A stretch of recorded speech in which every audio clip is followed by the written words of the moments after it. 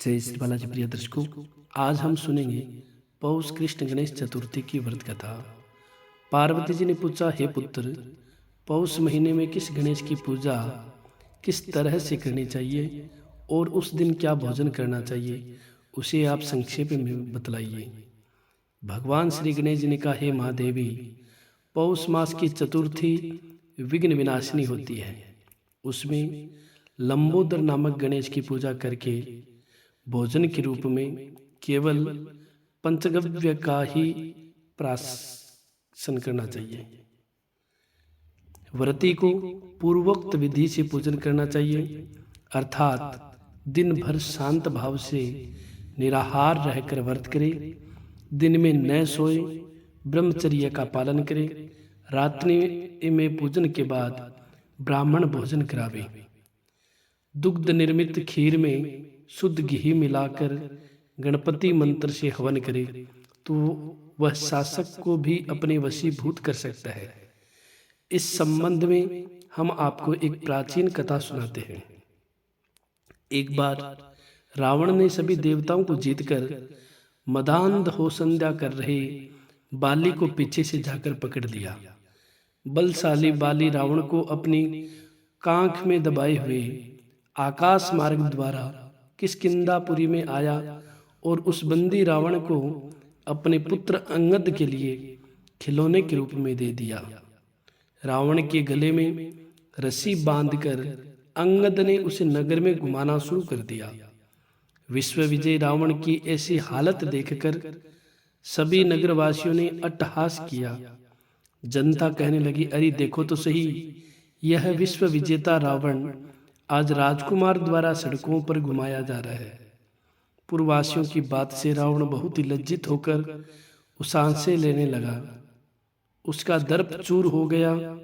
उसने अपने नाना पुलस्त्य मुनि को स्मरण किया। अपने नाती की दीन पुकार से मुनि को आश्चर्य हुआ कि उसके नाती की ऐसी दशा क्यों कर हुई। अत्यंत गर्व करने से देव, दानव, मनुष्य आदि सभी का पतन अवश्यम भावी होता है। रावण के समीप आकर मुनि ने पूछा कि तुमने मुझे क्यों याद किया है। रावण ने कहा, हे नाना जी, देवताओं को जीतने के कारण गर्व करने से मेरी यह दुर्गति हुई है। मैंने संध्या करते हुए एक वानर राज को देखा। पश्चिमी महासागर के तट पर मैंने उसे पीछे से पकड़ने की चेष्टा की, परंतु मैं ही उसके द्वारा पकड़ लिया गया।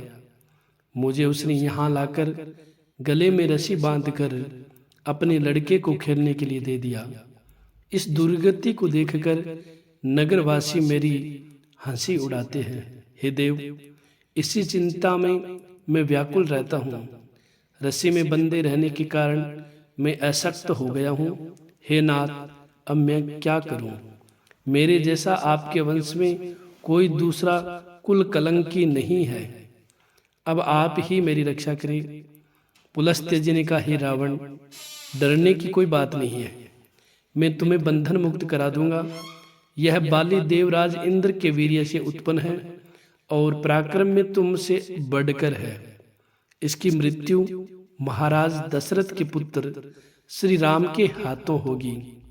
हे राक्षसराज, यदि तुम बाली के बंधन से छूटना चाहते हो तो मेरी बात मानकर संकट नाशक गणेश जी का व्रत करो।